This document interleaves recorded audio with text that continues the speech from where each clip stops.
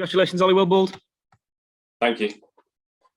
How good a feeling was that? I mean, that's your first Test win, and you've picked up 5 for big wickets. Must have been a perfect day for you out there. Yeah, it feels like a very special day. Don't quite feel like it's settled in yet, but it's for me one of the great days in my cricket career. To get my first Test win and to take the vital wickets is really special. I heard you on, I think it was on the radio, saying that you were using a delivery today that you already learned last week off Jimmy. Can you fill us in on that? Yeah, so I noticed Jimmy hold his wobble grip slightly different to how I hold it and a few others hold it. So I spoke to him in the week when we got back to Headingley after the break and just tried to practice it in the nets, and it went quite nicely in the nets. So I tried it in the game and it worked quite well. Something that I need to practice a bit more, but this learning off Jim is invaluable for me at this stage of my career, and luckily it came off today. What does it feel like? Can you sort of put us in the picture? What does it feel like with a Test match to be won, full crowd, and you get Virat Kohli out on a Saturday under the baking sun? I mean, it doesn't get much better, does it? No, amazing feeling. The crowd here were unbelievable. The noise when we got Kohli out was deafening. Just an unbelievable experience and feeling to get that wicket. Ollie, I mean, 4 Tests into your career, you've been bowling particularly well. I mean, you must be thrilled the way your Test career is going so far. Yeah, very happy.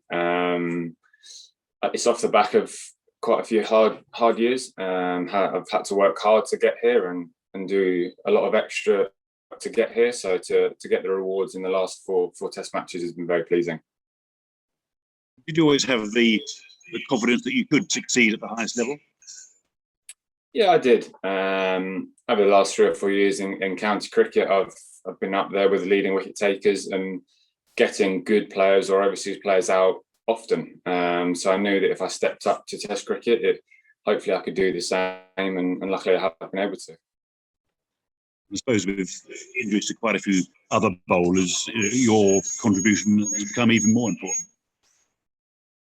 Yeah, I've had to wait a while for my chance, and unfortunately that's been through a bit of injury. But hopefully I've taken my chance now, and it will keep me in the England team for hopefully for years to come.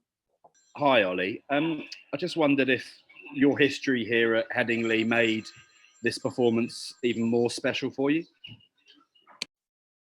Yeah, it did. I think it probably helped that I played here as a youngster. Didn't have many nerves and sort of knew the ends that I was bowling at a bit better maybe for the other grounds. So it definitely helped me with my performance, and extra special to get winning 5 for England at this ground as well.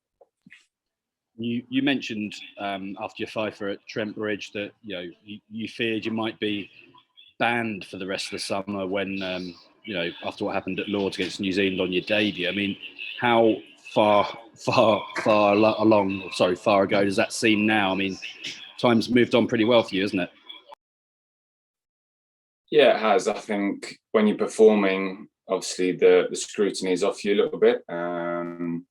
But it's not to say that it's not fresh in the memory for me, really. It's still quite fresh and still something that I'm trying to work on and make myself a better person. Hi, Ollie. How helpful is it that you've got not only tomorrow off, but you've got it wrapped up by lunch, so the bowlers have got a bit more rest with the back-to-back Test matches? Yeah, definitely. I think it's quite a grueling schedule.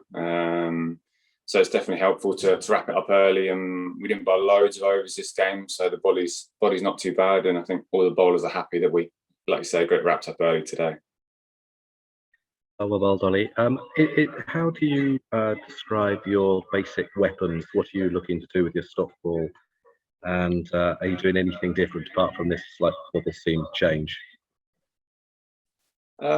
Stop ball is just to wobble the seam and try and get it to hold away from a right-hander. I'm learning a few things at the moment that I won't reveal, but just trying to improve myself all the time, really. Learning from Jimmy and speaking to John Lewis, the bowling coach, trying to improve myself all the time to become the best I can be, really. And basically hitting that length, just back a good length all day. Yeah, my strength is consistency. So it's something that I look at every day after I've bowled with the analyst and with John Lewis to see how I've bowled and check my line and length. If I can be as consistent as possible, not go for runs, build the pressure, then hopefully I'll get wickets with that. Yeah, hi Ollie. I think out there you said that it was a real honour and a privilege to open the bowling with Jimmy. Having done so successfully, are you quite looking forward to holding on to that role, even if maybe Chris Wokes or somebody else comes back in this series? Do you think you and Jimmy want to keep that partnership going? It'd obviously be nice to. Not my decision, but it'd be great to open the bowling with Jimmy for the rest of the series. Feel like we dovetail quite well. We build pressure at both ends, and obviously we've got wickets with that. So I'm really enjoying open bowling with him, and hopefully it can continue. And I just wondered as well, I mean, you've spoken about how he's passed on some advice to you with some skills and things. Have you been at all surprised that the grumpy, the kind of disinterested at times Anderson that is portrayed by others isn't the Anderson that you've come to know? Yeah, I mean, to be honest, I don't see that side of him. Since I've come into the England environment, he's sort of been one of my closest friends here, really. I get on with him really well, speak to him every day, and to learn from him alongside that has been a bonus. So I've not seen that side of him that others may see.